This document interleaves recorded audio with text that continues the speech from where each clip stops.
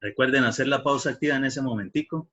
Cambien de posición, movimiento de manos y muñecas.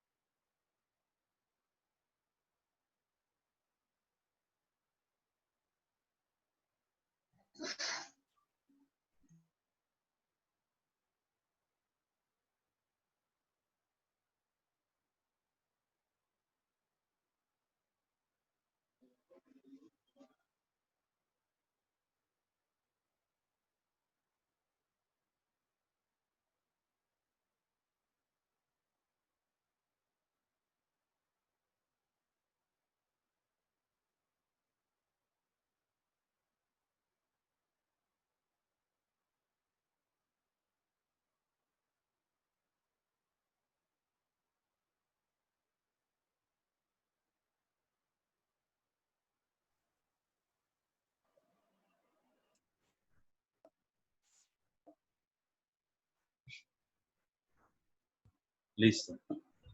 Continuamos rápido. Vamos a ver, o por lo menos en el momento, nombrarlos, el tipo de otros planos que requerimos. Pues ya salimos de lo que tiene que ver con la parte de los arquitectónicos.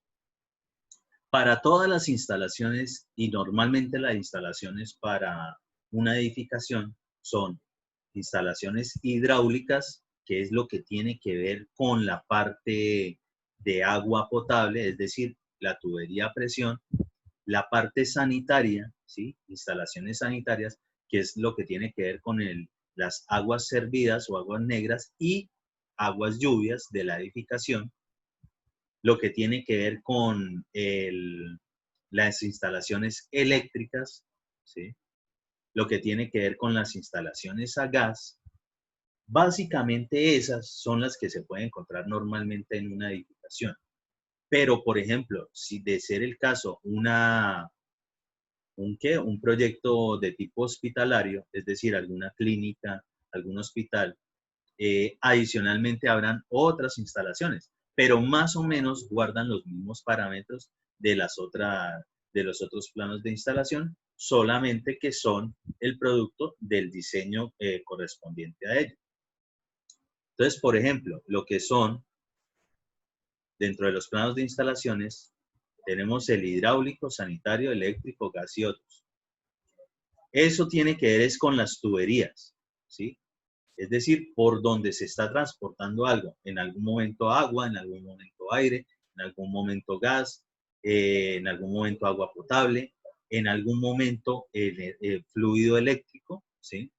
Entonces, dependiendo de lo que tengan, pues habrá que hacer también alusión a qué es ese transporte o qué es lo que se está, digamos, transportando dentro de esa ductería, dentro de esas tuberías. Entonces, por ejemplo, para lo que tiene que ver con la parte hidráulica, una vez más, es lo que normalmente corresponde al agua potable, es decir, lo que trabaja como tubería a presión.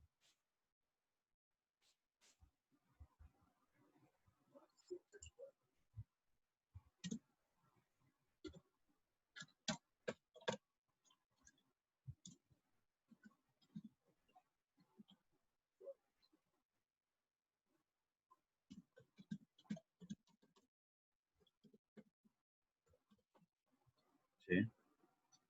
Para esos planos, nosotros vamos a tener que observar o saber interpretar lo que es los planos en planta. Ojo, los planos en planta, así como vimos la planta de la parte arquitectónica y algo que alcanzamos a ver de la parte estructural de cimentación, pues aquí también, aquí vamos a ver cómo o por dónde está pasando o debería pasar esa ductería.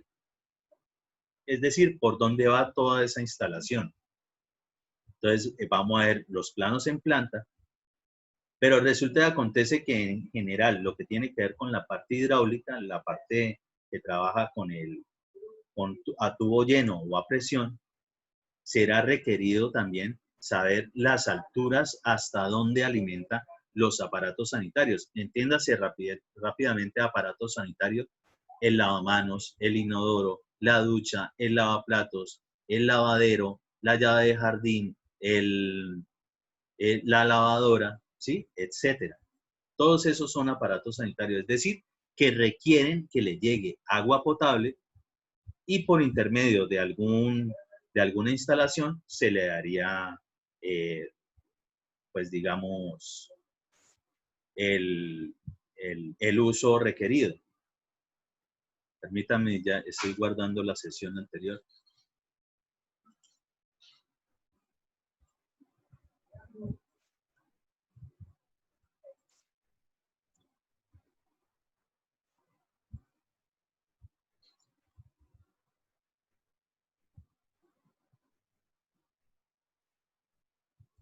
¿Listo?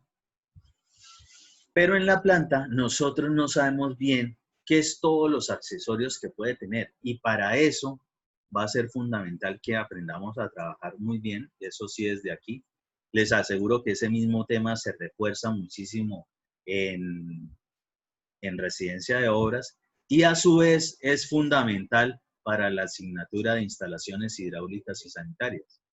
Entonces, sin eso, sin esa distribución, usted no podría sacar o calcular si realmente ese tipo de ductería, esos diámetros de esos tubos están funcionando o no.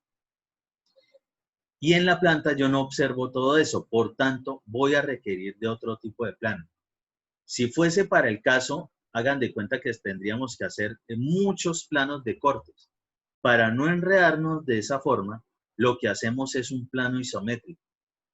Y entiendan plano isométrico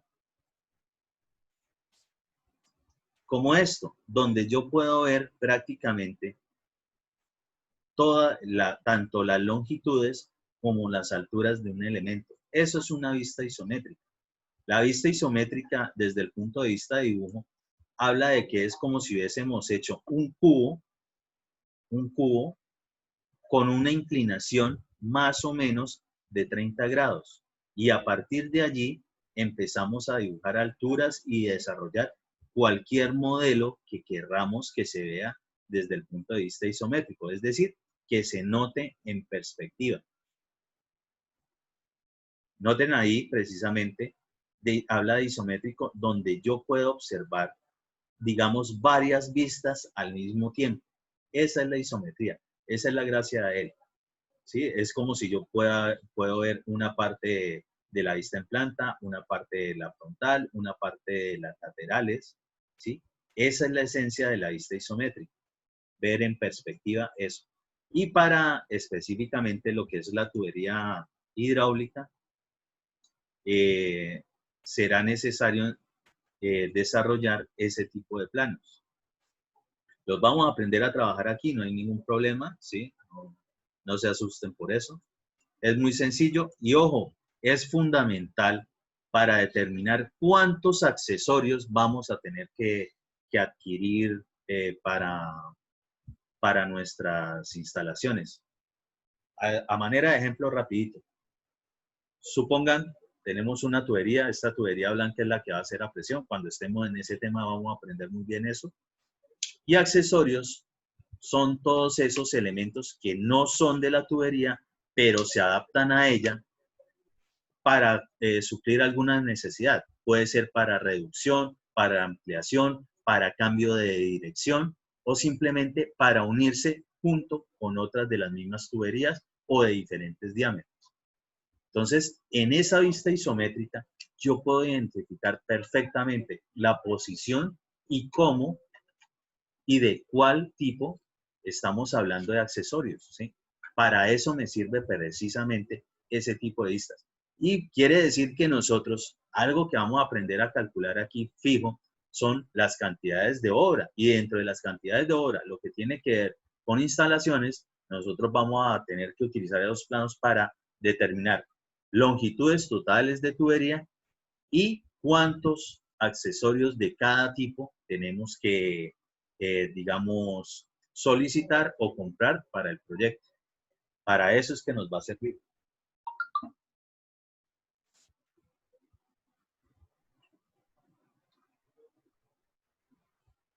Muy bien, nos vamos con el plano sanitario. El plano sanitario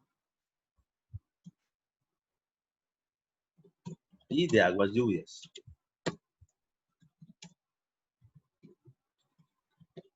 Hace referencia a la tubería amarilla, de color amarillo, ¿sí? Es para las dos cosas, aguas lluvias y sanitaria, es decir, lo que tiene que ver con aguas servidas o aguas negras. Y normalmente para esas utilizan son la planta y los cortes. Los cortes para determinar de pronto las inclinaciones o niveles o perfiles, precisamente para garantizar de que se presenta el fluido. En este caso, así como la del hidráulico es agua potable y trabaja a presión, esta trabaja es por gravedad.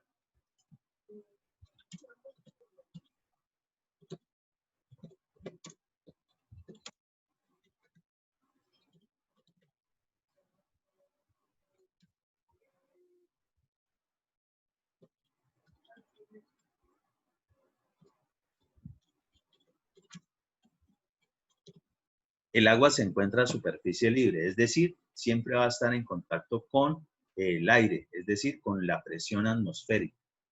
Eso es dentro de un tubo. Eso es lo mismo que ustedes están aprendiendo incluso desde mecánica de fluidos y deben seguramente haber reforzado en hidráulica lo que es un canal abierto.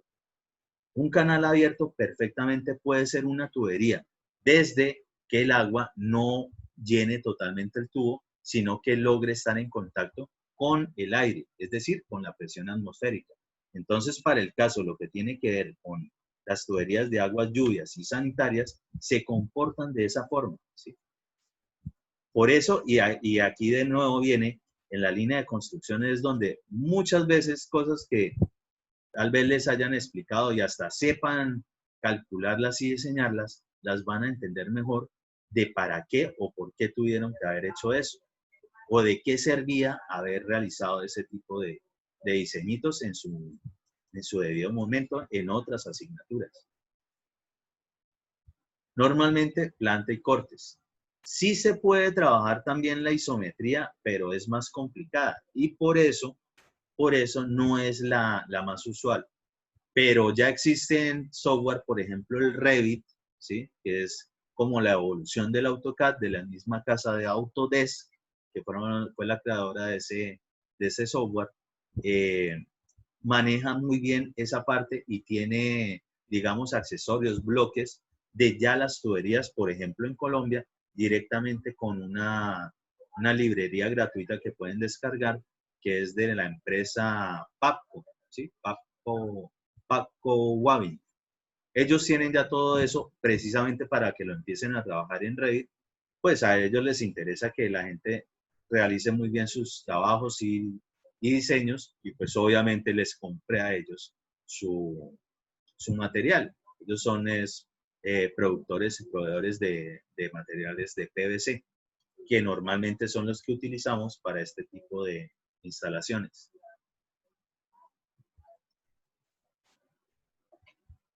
Planos eléctricos, planta y cortes también. Adicionalmente de eso, en la parte eléctrica, pues para eso también están los ingenieros eléctricos específicamente. Ellos también manejan una cuestión que tiene que ver con los cuadros de cargas. Sí podemos, si nos alcanza el tiempo, espero que sí. Yo tengo por ahí también como para que más o menos entiendan y se logren ilustrar respecto de lo que tiene que ver con los cuadros de carga, por lo menos de una vivienda sencilla. Cosas que pueden servirles también para sus proyectos. En ese momento también seguramente les tocaré algo que tenga que ver con instalaciones de aire acondicionado y también les enseñaré rápidamente a por lo menos tener un cálculo aproximado muy cercano a la realidad de qué tipo de equipos de aire acondicionado requieren para ciertos recintos, ciertas áreas de habitaciones y demás. Lo que tiene que ver con la distribución de gas, pues este gas, hablamos del gas domiciliario, ¿sí? Maneja prácticamente el mismo tipo de planos que la parte hidráulica. Y de hecho es porque allí también se presentan accesorios y además por lo que esta también trabaja a presión, ¿sí? Esta pues ya no, el fluido no es agua potable, sino pues el gas domiciliario que se utiliza sobre todo para la cuestión de cocinas, pero también se utilizan en otro tipo de aparatos como calentadores de agua y otras cosas. Entonces, también veremos sobre eso, veremos su procedimiento típico de instalación, por lo menos de la red. Y todo ese poco de planos, más todo lo del arquitectónico, son planos que todos los debemos saber interpretar y manejar muy bien para poder construir. ¿Qué nos hace falta? De las cosas más importantes, los planos estructurales, plantas, cortes y despieces. Entonces, aquí es donde vamos a hacer, digamos, una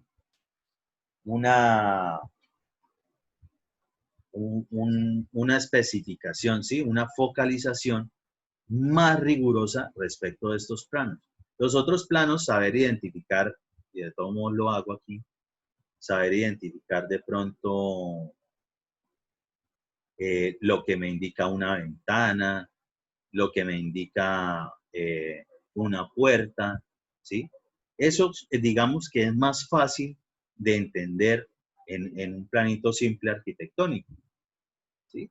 Simplemente ubicación de bloques, esto vendría siendo un lavadero, una lavadora. En la parte de la cocina, pues se identifica de pronto lo que son lavaplatos, lo que es la estufa, la nevera, ¿sí? Es muy simple, más simple el tipo de análisis que hay que hacerle a eso. Mientras que en la parte estructural, pues de entrada miren un plano sencillito, por ejemplo, de lo que es una placa de entrepiso.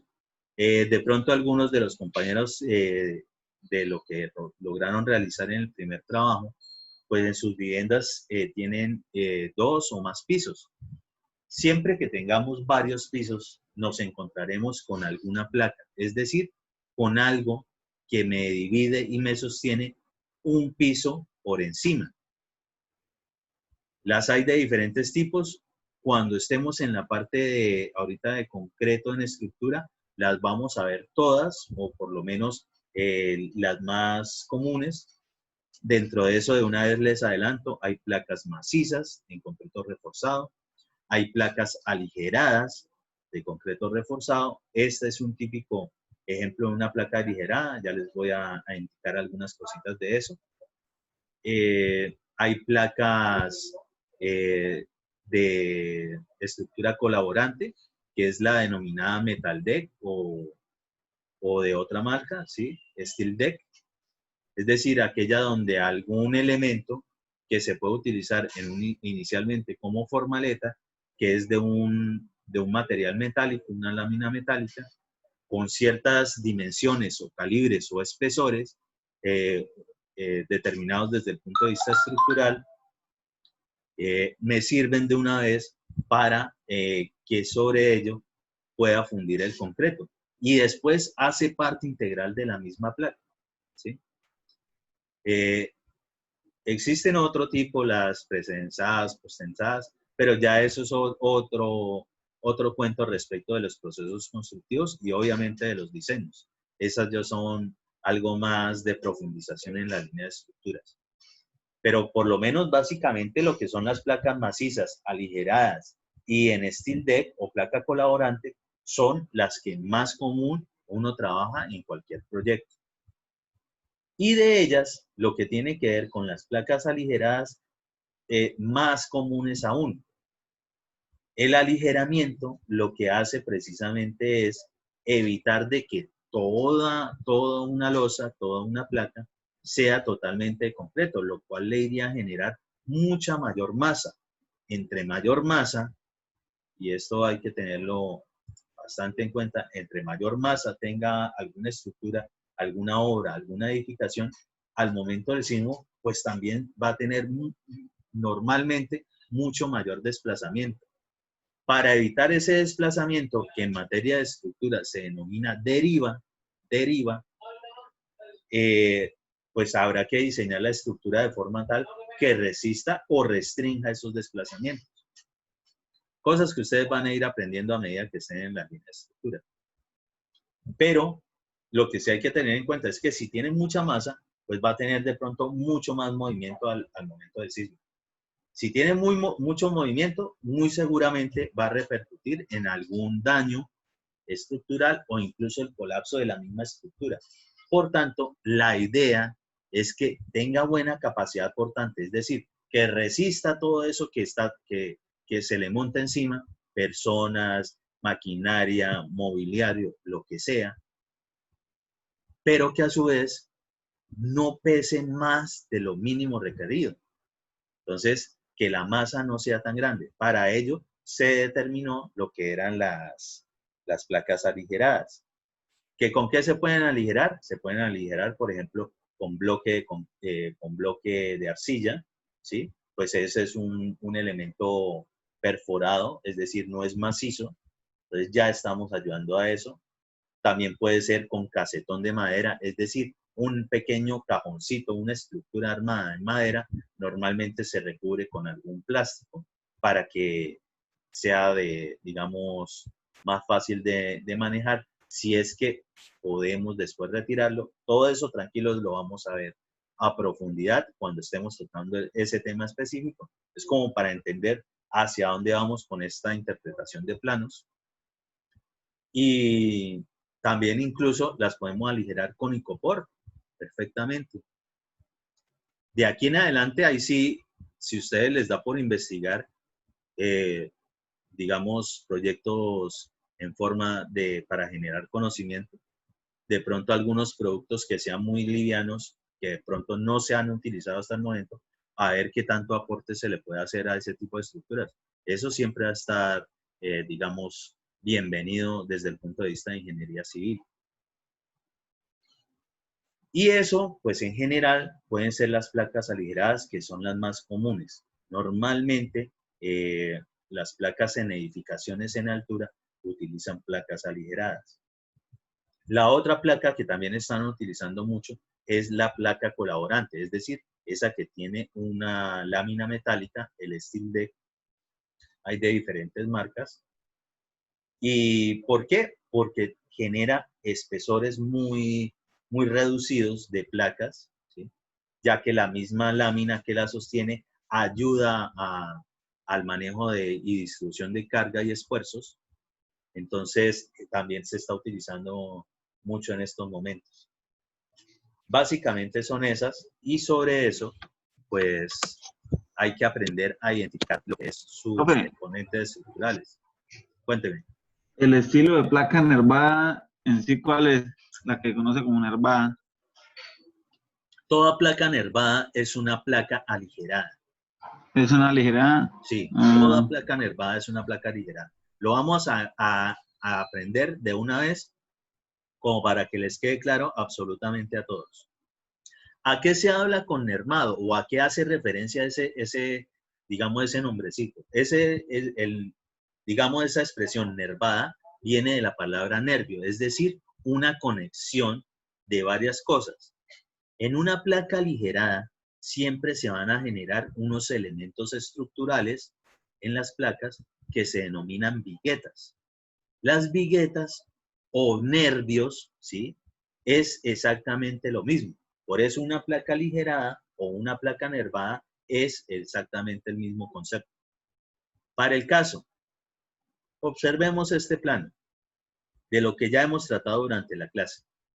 Ajá, vemos de entrada que es una planta. ¿Por qué sabemos que es un plano en planta? Identificamos perfectamente los ejes, ejes en una dirección y ejes en otra dirección. Eso es en planta. Muy bien, vamos a empezar a observar. Ah, bueno, sí, tienen unos ejes que son en letras, ¿sí? En una dirección,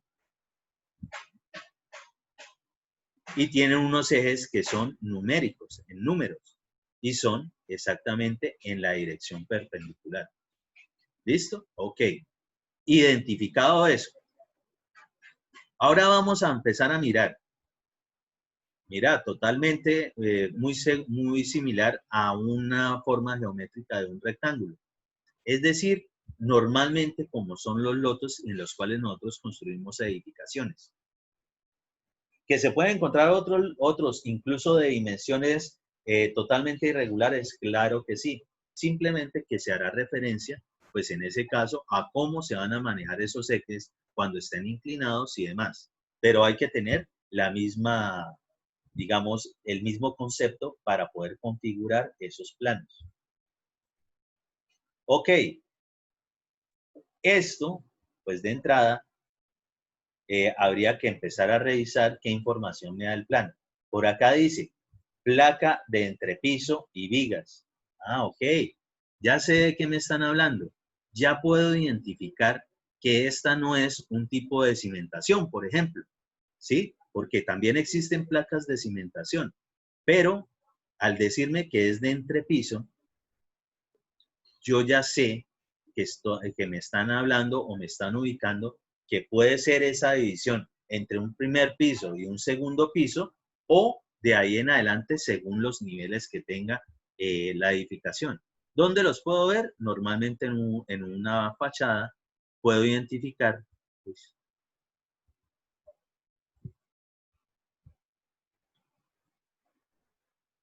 o en un corte puedo identificar qué tantos niveles o qué tantos pisos tiene esa edificación.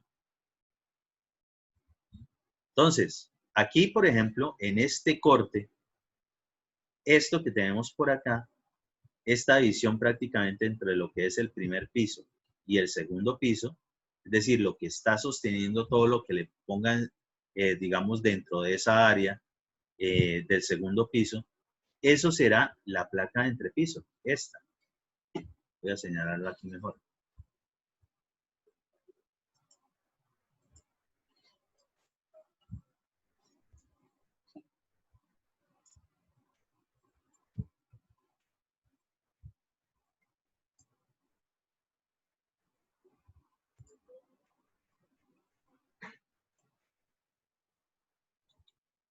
¿Sí?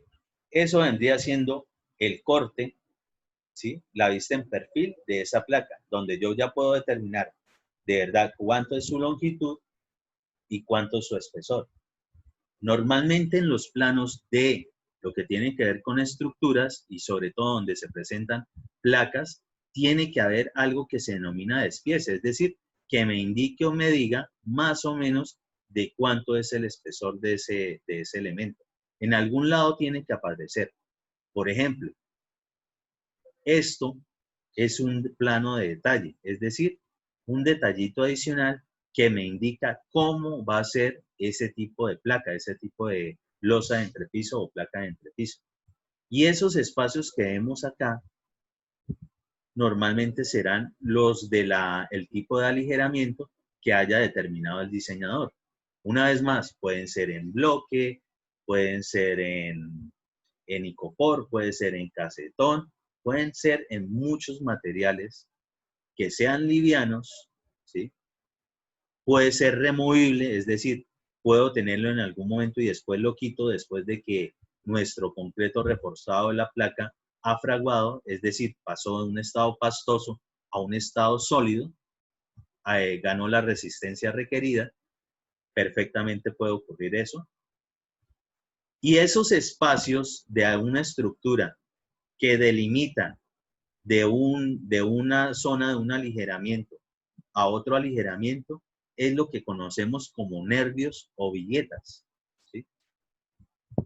¿Y qué es lo que hacen las viguetas? Vamos a observarlo por acá.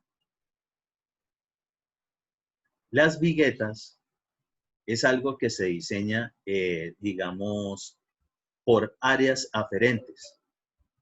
¿Qué es un área aferente? Significa lo que tengo más cerca y que absorbo un poco de eso. Una vigueta, cuando aprendan a diseñarla o se la estén empezando a enseñar a diseñar en estructuras, ustedes eso siempre lo van a sacar por áreas aferentes. Primero, ¿por qué van a hablar de áreas si normalmente los monachitos o dibujitos que nosotros hacemos, digamos, corresponden a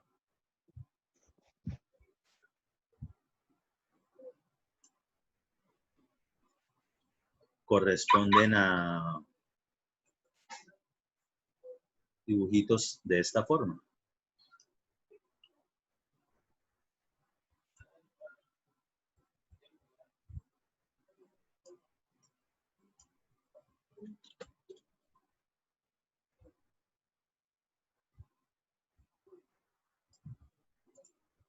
Donde lo típico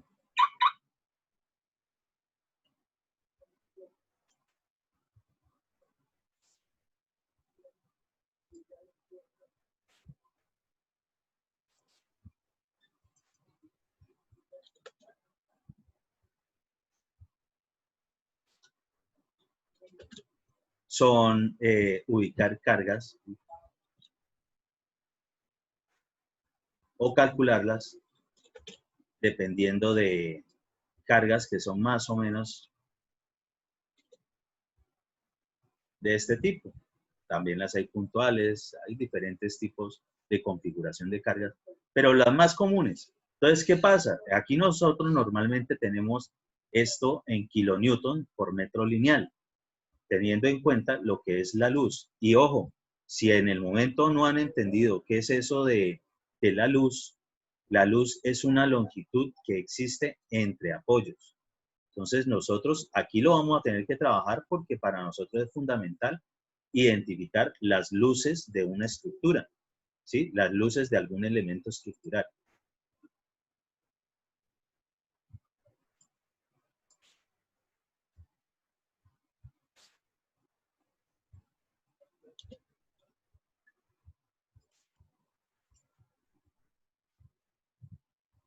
¿Sí? Esa distancia, esa longitud que tenemos entre apoyos es lo que denominamos una luz. Normalmente este tipo de carga nosotros la encontramos en unidades. ¿Qué unidades más o menos son las unidades de una carga como estas de cualquier quiz o parcial que les hayan colocado desde estática, desde analítica? ¿Toneladas o kilonewton? Kilonewton metro. ¿Kilonewton? Metro cuadrado. Aquí no es metro cuadrado. Kilonewton. Un kilonewton. Kilonewton por metro lineal. Sobre litro lineal, sí, señor. Sí. Y ojo, es por metro lineal porque aquí el metro lineal está dividiendo. Al multiplicar ustedes esa configuración geométrica de carga que tengan aquí, multiplicarla por la luz, es decir, por la longitud entre los apoyos que tenga, ya sea uno, dos o todos los que tenga, de una vez les va a quedar generándose una carga puntual en el centroide de ese elemento o de esa luz. ¿Sí? Por eso es que es aquí así. Pero resulta y acontece que ustedes realmente cuando llegan acá ya han pasado por otro tipo de análisis en la NSR10. Y como yo les dije que en el título B de la NSR10, ustedes van a tener configuraciones de carga es por metro cuadrado, ¿sí? Resulta y acontece que para tener kilonewton por metro cuadrado, nosotros vamos a hacer otro tipo de análisis respecto de la configuración de nuestro sistema estructural. ¿A qué me refiero con eso? Traducción. Quiere decir de que nosotros allá en nuestra NSR10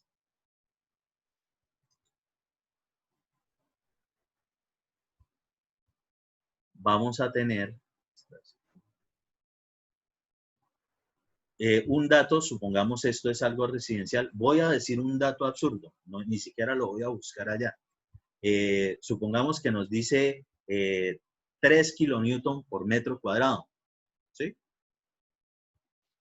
Ajá, 3 kilonewton por metro cuadrado significa que es la carga mínima con la cual yo tengo que diseñar mis elementos estructurales para una vivienda, ¿sí? Cuando es de uso o tipo residencial.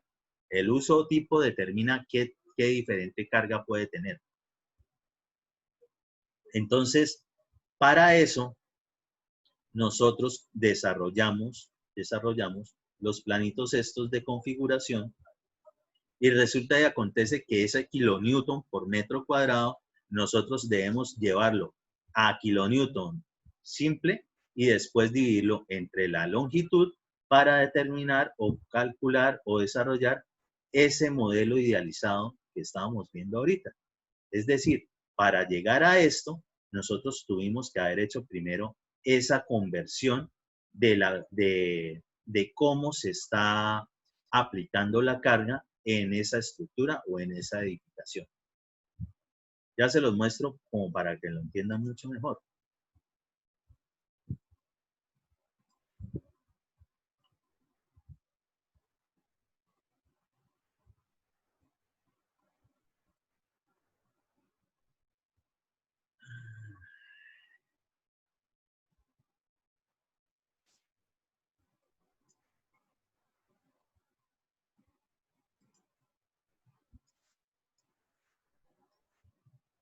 ¿Sí? Supongamos, esto que le estaba diciendo es una viga, la viga, así como se la estaba mostrando, está dividiendo una sección donde va a haber un aligeramiento de otra. Entonces, esta viga, toda esta parte, toda completa, de una viga a la otra, es donde va a haber un aligeramiento. Es decir, toda esta área va a ser un aligeramiento. ¿Qué es lo que ocurre con la cuestión de las cargas? Que las cargas, por ejemplo, para las viguetas, se asumen como carga aferente. Una carga aferente es que ella va a tomar una parte, más o menos desde la mitad del área, la asume ella por este lado, y por el otro lado también asume la mitad de la carga. Asumen la mitad para acá y la mitad para acá. El resto de la carga, ¿quién la asume? Pues la siguiente vigueta, es decir, que realmente aquí vendría otra configuración de esa carga aferente y así sucesivamente para todas las viguetas.